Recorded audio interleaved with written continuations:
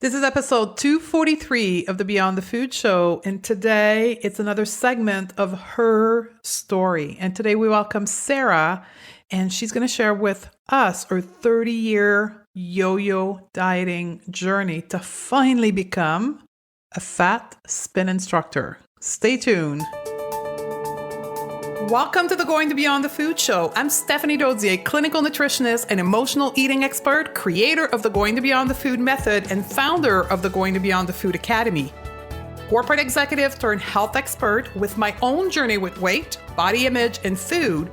It's now my mission to help smart, successful women like you live confidently right now and unconditionally. Ready, sister? Let's do this. Hey sisters, hope you're doing well. And we are back with another segment of She Share Her Story. Your feedback on the last one with Anne, where she shared with you how she overcame 40 years of chronic dieting, has been amazing. If you haven't listened yet and you need some inspiration, go check her out. And today I welcome another one of our students, this one from the Intuitive Eating Project. Her name is Sarah Cogliati. And I'm probably not pronouncing her name right. And I'm sorry, Sarah. I tried.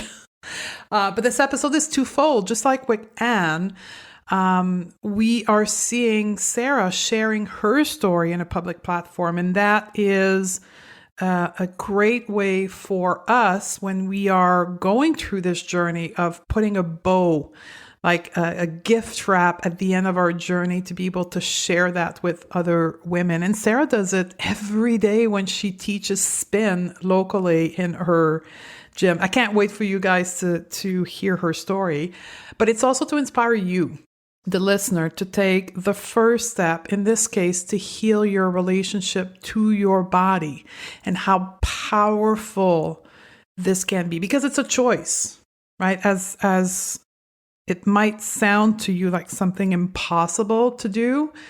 It's just a choice. And Sarah's going to share in her interview that serendipitous moment that happened for her where life pushed her in the right direction. And I want to encourage you to listen to those moments in your life where you are pushed into one direction that feels so uncomfortable.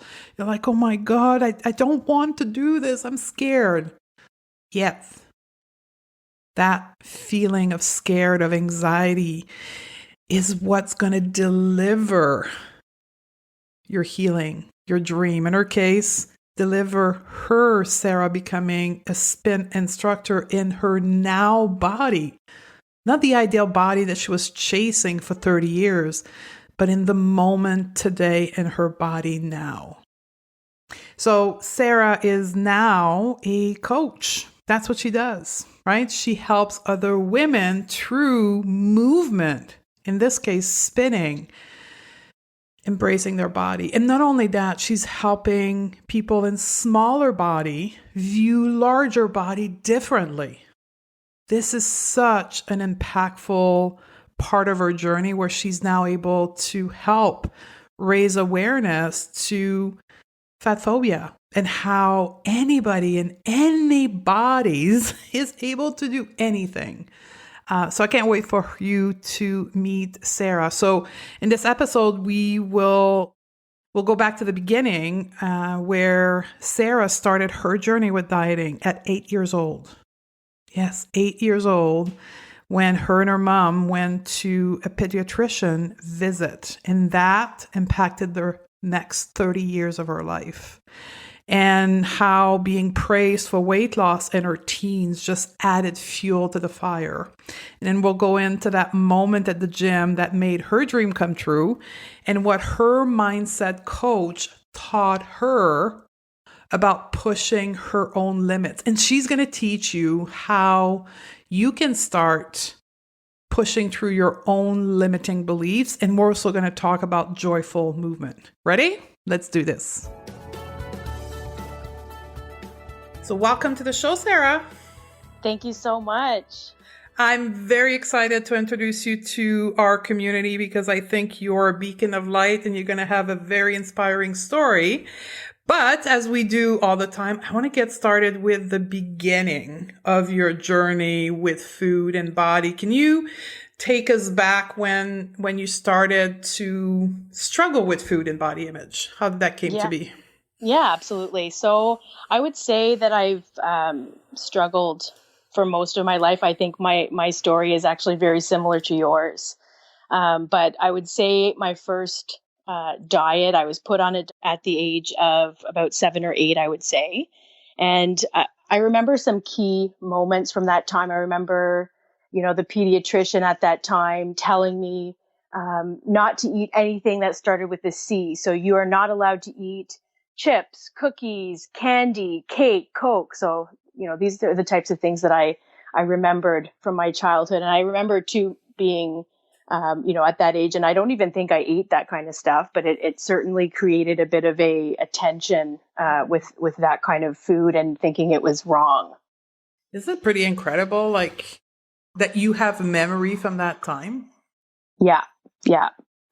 And for people to understand, like this is what we call trauma, right? So Yeah. when we hold back the memory from like 7 or 8 years old, it's Yeah. because at that time it was pretty traumatic.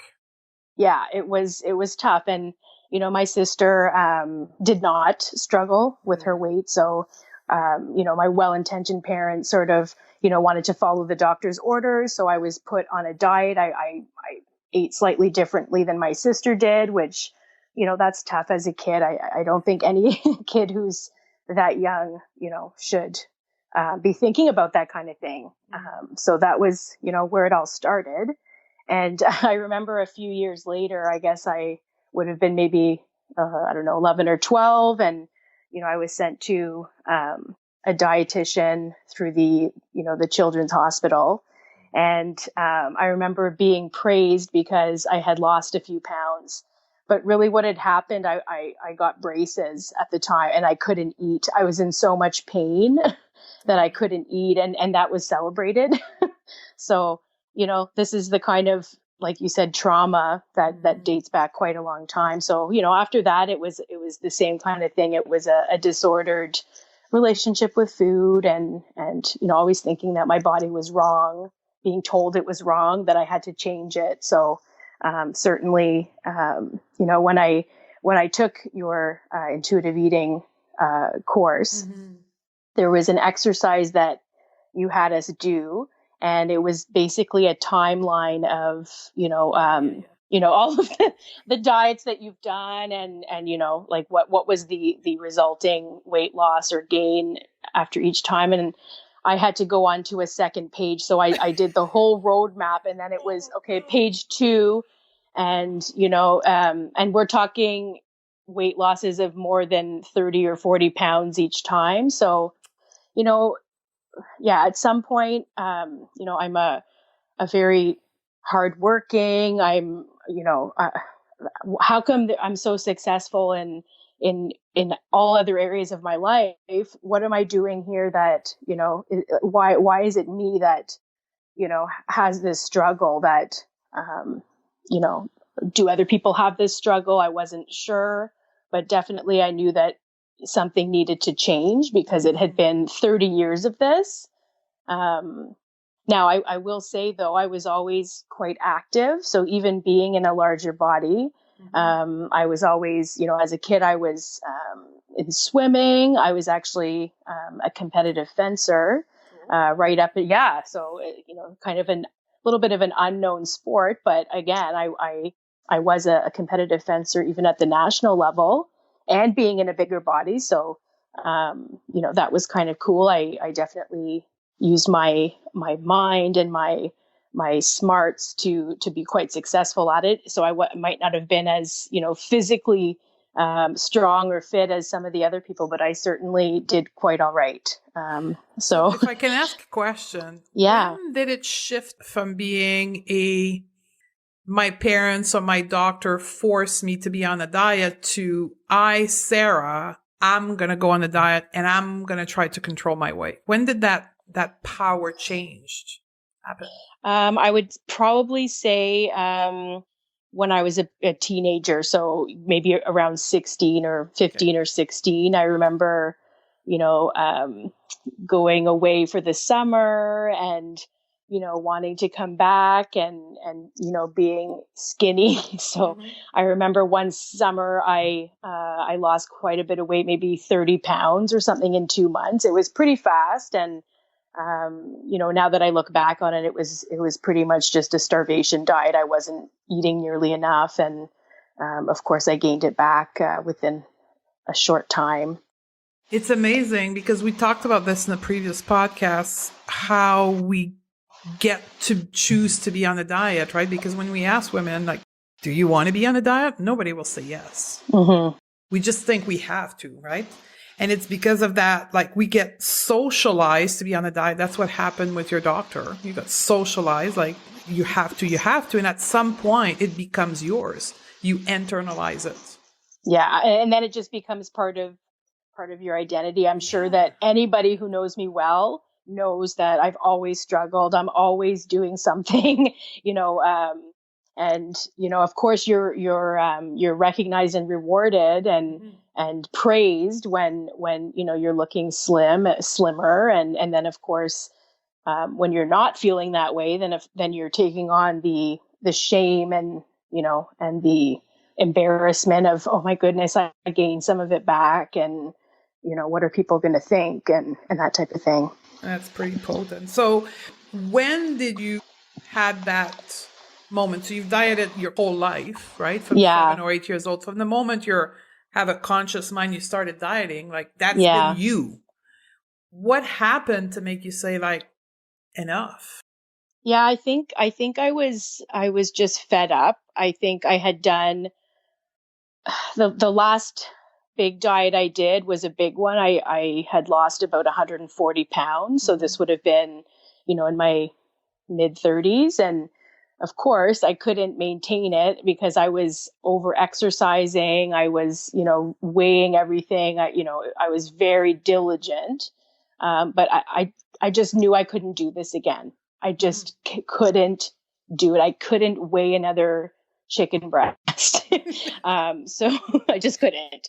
I wasn't willing to do it anymore. And then this is when I started to learn a little bit more about diet culture and start to dip my toes in it. And I think my mentality about exercise started to shift a little bit too. So I was going to the gym often, and I was making it more about enjoyment and feeling good as opposed to weight loss. So, this is at this point that I tried out a spin class, and I really liked it. I liked the only way to describe it is the feeling of satisfaction of, first of all, just getting through it. It's really hard. So if you haven't tried spinning before, some people would consider it pretty awful.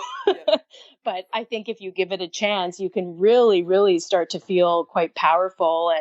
And so I really took a liking to it, and I started to do that a bit more. But at the same time, I would look around and I didn't see anybody else that looked like me who was teaching, like not even close. So there was always a bit of, a gap for me where I thought, it would be nice to see people that are a bit more relatable or approachable, and who aren't teaching to show you how good they are and how, easy this all seems, but one that's more honest with, how difficult and challenging it is, and who looks more like me, So that was where, I started my journey, as a fitness instructor, and it kind of happened in a very serendipitous way. I had been going to a spin class quite regularly.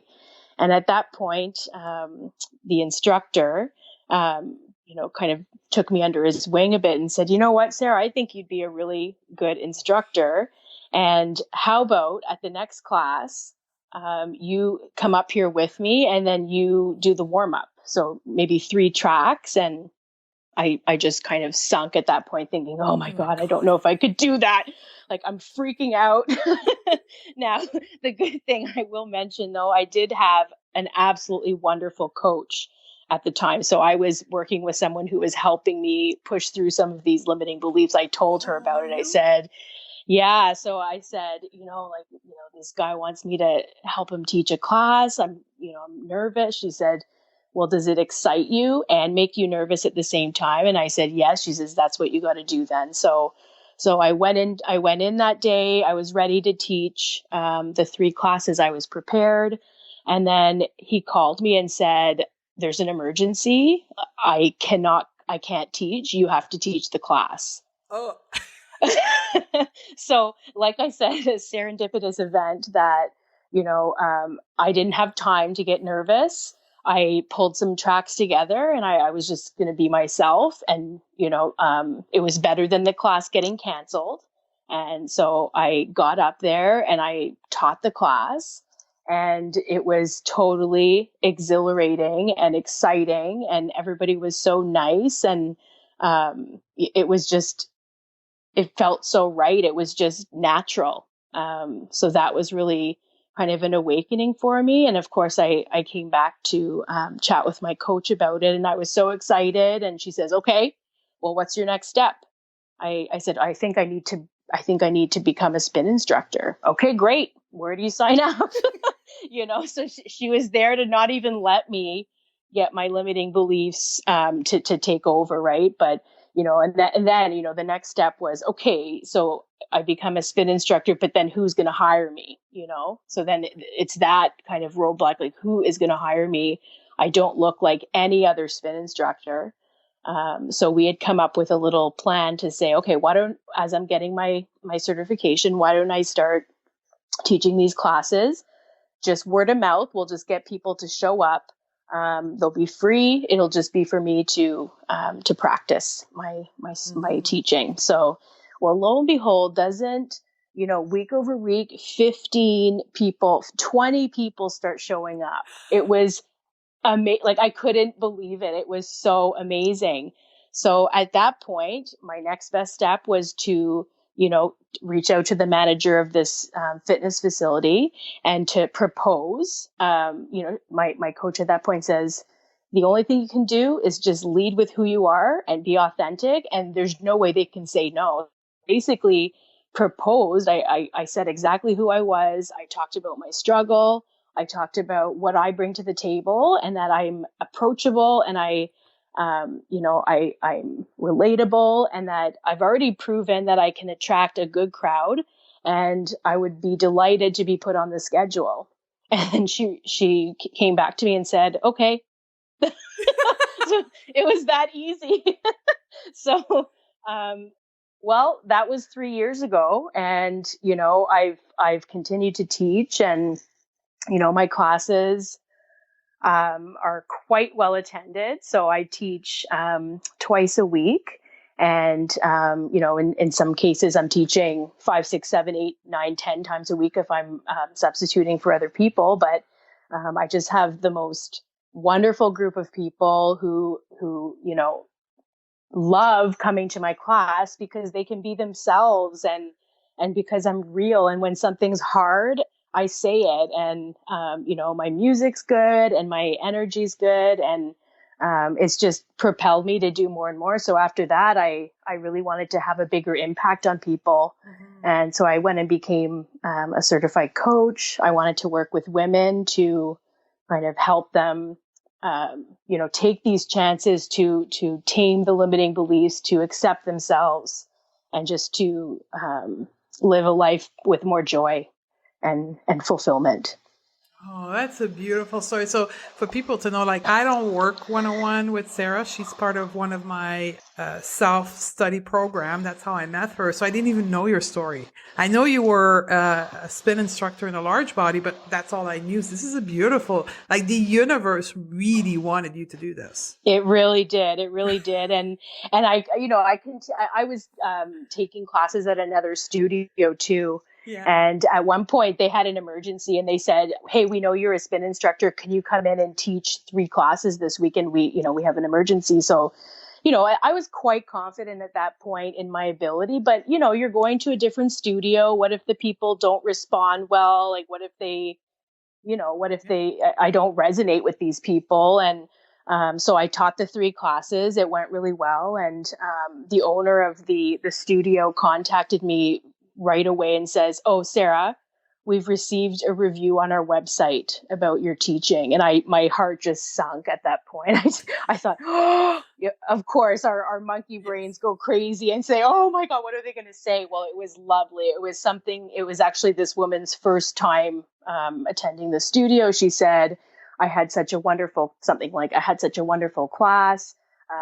Sarah was so welcoming, energetic, and relatable.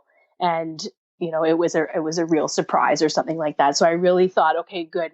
This is exactly who I want to be. And I want people to feel comfortable and hopefully show other people that diversity in every kind of sense is so important. All kinds of diversity need to be represented. So yeah, it was very special. My hats off to you to do that, because though I'm not in the fitness world anymore, when I started my nutrition practice, I used to be in that. That can be a very tough environment. It is. And we were talking earlier about things that you remember as a child. And I remember at the time I was maybe, I don't know, 10 or 12. I was being babysat after school by the woman across the street. And she was such a beautiful, kind, fit woman. And she was an aerobics instructor. And I remember her saying at the time, she was telling me this, and I was 10 or 12. And I remember this. She was saying how the gym that she taught aerobics at had told her that she needs to lose weight. And I think back to that time, and, the woman must have been, like a size 6 or something, like just a beautiful, and who cares what size she was, but that's the kind of mentality that, maybe it's changed over time, but I'm not so sure. And I wish that this story wasn't so miraculous, like, oh, wow, a fitness instructor in a larger body. It doesn't sound that interesting, but really it is quite rare because I've certainly never seen it. And it is, unfortunately, but it is the reality. Yeah. It's just the fact of life. Let me go back to that coach that you had, right? Because yes, one of the thing, and you were part of my self-study program, the Intuitive Eating Project, which does not include mindset work because it's self-study, right? But if you had to look back on your story, how important was that mindset work for you to accept yourself and then become a spin instructor? Yeah, I think at that point, it was almost like a fake it until you make it. Sometimes that's the way you got to go. I mean, I didn't know as much, because I'm going back 5 years, so I didn't know as much about diet culture that I do now, and I learned a lot of that through you, actually.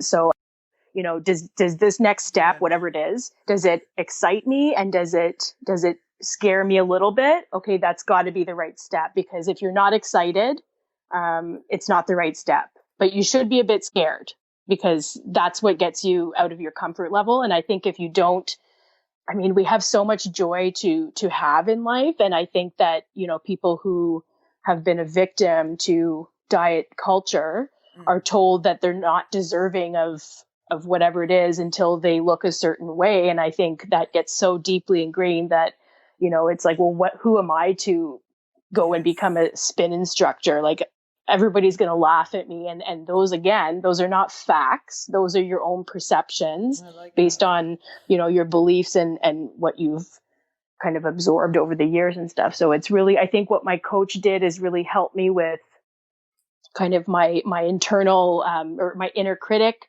and really evaluating, is that true, or is that your perception?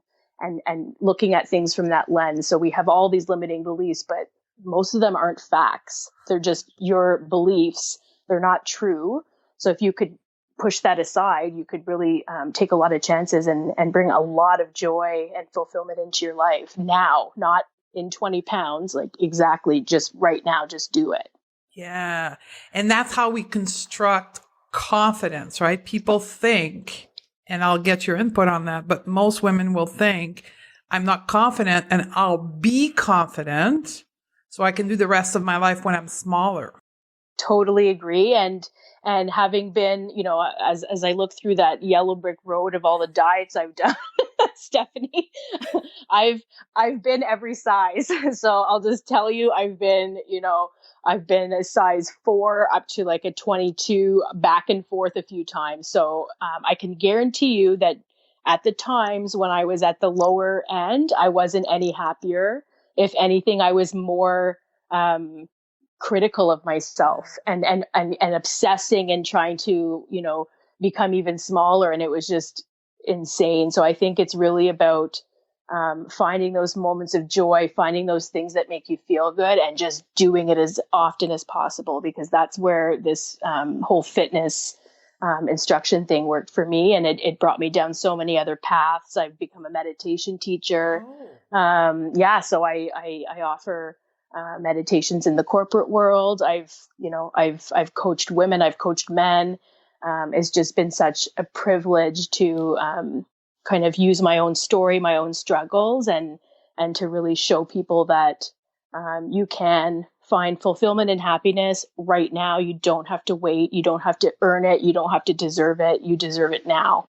Yeah, and confidence is built by doing things that are not comfortable, to fake it. Totally. Until you make it. Absolutely.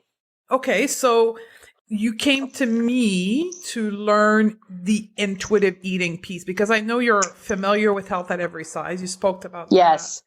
Yeah. So intuitive eating for you came towards the end of your journey. Yeah, and I'm not going to say that I have conquered it yet. Obviously, this is a journey, but certainly I catch myself wanting to restrict. I know that's a natural instinct when you're starting to trust yourself a lot more. Like you always say, we've been taught not to trust our hunger cues and to just push through and. Or if you're not feeling good, okay, I'll just lose 5 pounds, and it's just a never ending battle. So I would say it's still an ongoing journey. Definitely, it came later, and I'm so grateful it did. I think and also taking the body acceptance program, project with you was wonderful as well, and it kind of. I had already become a spin instructor at that point, but it really made me feel proud because, you had gone over a lot of the history and, how diet culture became what it is. I wouldn't normally consider myself a feminist for being a fitness instructor in a large body, but I feel like that now. Yeah. So it made me feel very proud, and it made me want to, influence more people and try to help more people really pursue their passions, regardless of what body size they're in. That's what I find very interesting, and really enjoying listening to your stories, because the vast majority of the people that I work with have the opposite story. They'll change their relationship to food, and then they'll work on their relationship to exercise. Mm-hmm. And you did the reverse. I think that's why you're so powerful with your story, is that you are able to help people with what they now struggle the most, which is their relationship to exercise. So if you had any tips for us on how someone who's quit dieting and starting to learn intuitive eating, but has been through the ringer with exercise, like they've used exercise just to lose weight in the past, and now they want to start moving with joy, right? What would you say to that woman?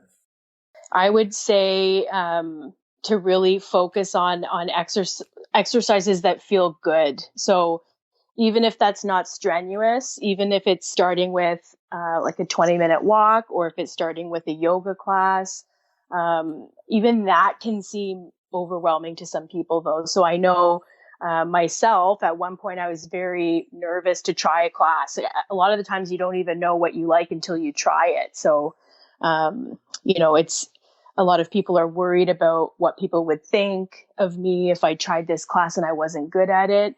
I'll tell you, nobody is thinking about anybody but themselves in those classes. That's true. So take the pressure off.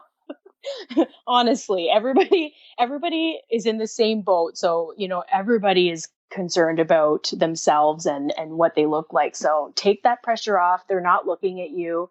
And just to do it for joy and satisfaction. So, when I teach my classes, I actually never mention calories. I never make it about earning food or so that you can pig out. I really focus on the feeling of satisfaction that you get. So, the more that you can challenge yourself, the more satisfied this is going to feel when it's done. So I really focus on like feeling your body and feeling what it's like to be alive and feeling the fresh air and getting stronger and being less out of breath than you were last time. So I think just start small.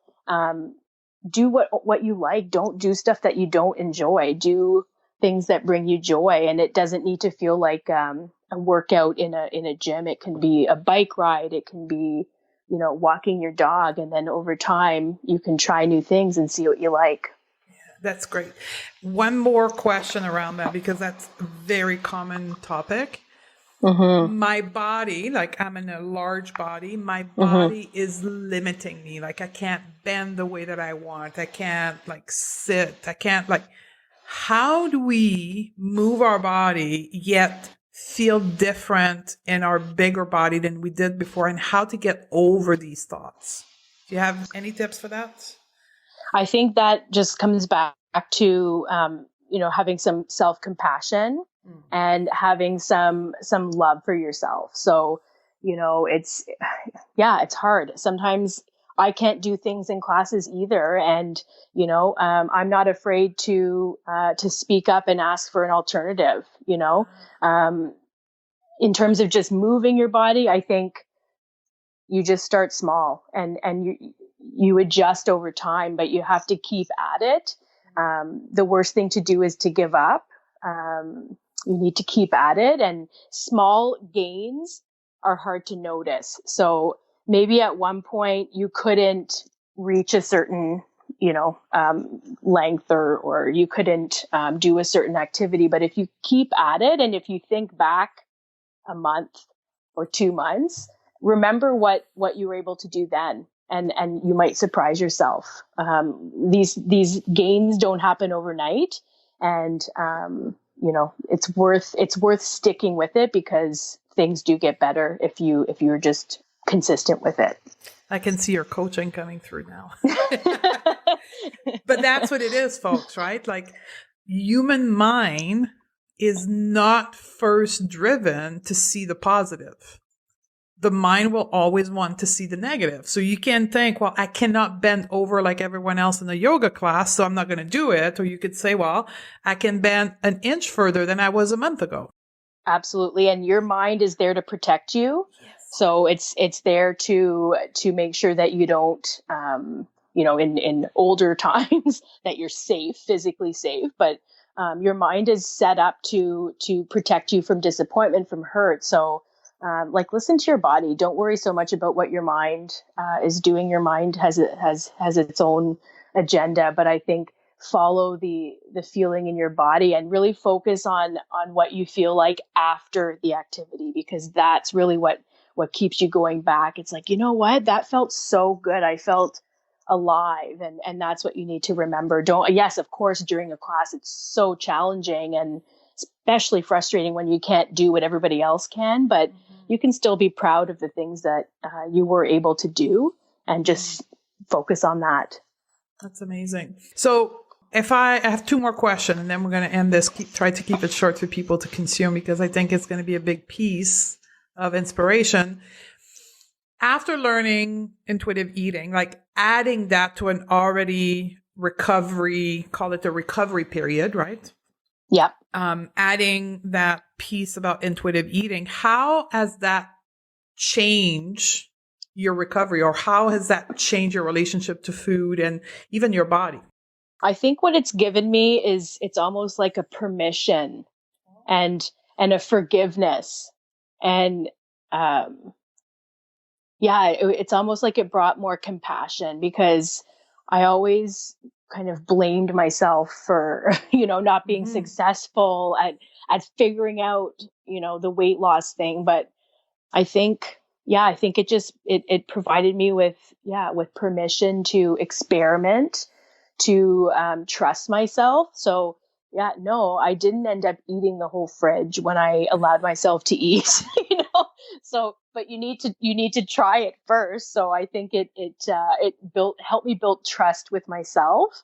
And don't get me wrong, I'm still on the journey. And I think it is a lifelong journey for a lot of people, because I mean, it's been 30 years of this. So I can't imagine in 1 year that it'll be completely healed, but I definitely feel more at peace. I don't spend the time and energy that I used to spend on thinking about food. I barely think about it. So I feel very free, and like I've been given more time to focus on stuff that really matters. And trust builds confidence, right? Absolutely. The more you can trust yourself, the more confident you will be to do other things in your life. For sure. And these were just small steps that I took, but think of, I don't mind, stepping in front of a class of 30 people I've never met and teaching. That doesn't even really bother me. And you all often have, sometimes you'll get like a group of like CrossFit guys that show up. You're thinking, hockey team, right? Yeah, yes, I have. I've done a private class for a hockey team, and I'm thinking they're just going to look at me. I kind of laugh because they're going to say, "Who is this woman?" Are you kidding me? But that is more of a challenge, and really I have a lot of fun with it. And usually the feedback I get afterwards is something like, that was so fun. I had a great time. They're all sweaty. It's great. So I think if you lead with authenticity, they'll know your intention. And I mean, what are they going to criticize? You're just being yourself. You're letting your passion shine through. They're not going to criticize that. Well, as you were saying your story, I just want you to sit with a moment with this. But every time you do this, every time you teach a class in front of people, you are impacting our entire society. Can you like understand the depth of what you're doing? Like when you teach a class of athletes like this and you kick their butt, because that's what spinning's about, right? Getting your butt. Yep. Yep. I used to spin. You're showing them that women in large body, like there's no limitation. Health, fitness can be in any body size. Like this is profound work. And I think I probably didn't come to this realization even until I took your course, the body acceptance course. So, because I thought, I've been a spin instructor for a while, but I didn't think of the true impact and the true potential of being in this position could have, that I can show people that being fit and happy and healthy does not just look like one thing. Yes. Yeah. Like, that is like you're doing the work for all of us. I am certainly trying. But like you're like, just by being you, like you're not like saying, I'm going to change the world and I'm going to walk. No, you're just being Sarah. Yeah. And it feels, every step that I've taken just felt natural, and it just felt like the right next step. This is, my next real big dream would be to have my own facility. But yes, I want to have a bigger impact. I want to impact more people. I want to help as many people as possible, even if it's just that they see me teaching and they change their mindset just a little bit. I think that means I've accomplished what I'm out to accomplish. Can we dream together like a body diverse fitness facility? Yes. Like who would sign up? Like sign me, right? They all, you know what? They all say that though, but they don't show it. So they all their mission statements, and the ones I've seen anyway, all say it, but they don't put their money where their mouth is. They don't hire anybody that looks different. So I'm really hoping that this can change, and that I can inspire, more people to either just try classes or whatever dream you have. Don't wait until you're at a certain size to do it. Just do it. Yeah. And if you like changing the world of fitness by opening a body diverse studio, even small at the beginning, and really walking the talk. Yes. That would be phenomenal. Yes. Yeah. Whatever I can do to help you, I'll be here. We need to that make would this be happen. Great. Yeah. Well, after the COVID. Yeah. Right now, I was thinking, good. You know what? That wasn't the right time, but you know what? I'm going to let the universe, I think if this is what my path is meant to be, that the right people will come into my life, the right steps will happen, and it's gonna, whatever's meant to be is gonna be. Instead of weight loss challenge, intuitive eating challenge. Yeah. Right? We can partner up. Absolutely. So we're going to close this, but I want to give you the opportunity to put out words of wisdom or messages to women listening right now. Okay. So what I would say is, what is the story that you're telling about yourself? So really think about what that story is. So if I look at myself, I'm somebody who struggled with my weight for my whole life. Well, I don't want that to be my identity. That is so boring. Mm-hmm. You can tell your own story and, okay, so that switches to, I'm a person who is leading the way on bringing fitness to everybody, regardless of their age, fitness level, size, experience, etc. So retell your story, because that really has a big impact on your mindset. And I think you're deserving of happiness and fulfillment right now. Don't wait. Take that chance. Follow the nudges. Do what brings you joy, and then the rest is going to follow. If you accept yourself, others will mirror that. They're going to accept you too. So you have to do the work. You have to find self-acceptance, and then everybody else is going to follow. It's going to be fine. So that would be my advice. Beautiful. Thank you very much, Sarah, for having shared your journey. Do you, do you coach? Do you do? I do. Good. I do one-on-one coaching. I usually only take on a couple clients at a time, but I think I've provided you my website information. You can put it in the show notes. So if anybody has any questions, they can certainly reach out. But it's been an absolute pleasure. I'll put all her information, her website, in the show note, because I think perhaps there's people listening who want to do what you're doing and they're really connecting to your story. Being a coach is all about your story. So I hope this will be the vehicle for the people who are meant to meet with you will do so. So all the information will be in the show notes. Thank you very much, Sarah. Thank you, Stephanie. So she is a bomb of energy, isn't she? I love this girl. Thank you very much, Sarah, for sharing your journey with us. And if you think that you are ready to do your work, just be aware that the Intuitive Eating Project will be opening maybe for the last time this year on June 15th. I have some project that I'm working on right now that I cannot talk about yet, but this could mean the Intuitive Eating Project not opening for the rest of the year. Stay tuned on this, but if you are interested of going through the same program as Sarah, you can join us. If you want to know if intuitive eating is right for you, we just released a brand new quiz. You can go to the show note or at stephaniedozy.com/test and take that 4-part evaluation of your relationship to food. For the first time ever, I'm releasing the same evaluation I use with my client. When people start working with me, we go through a bunch of evaluation. That's one of them. That's the one I use to evaluate my client's relationship to food in 4 basic areas. So you can download it for yourself, do the quiz. The assessment is super easy. And then you can know where to start focusing to balance your relationship to food. And please share with me your results on social media or by email. We'd love to hear from you. We have another great episode coming up next week. And I answer the question, so Stephanie, I stopped dieting. Now what? Can't wait to lead you through this episode. I love you, sister, and I look forward to hang out with you again in that next episode.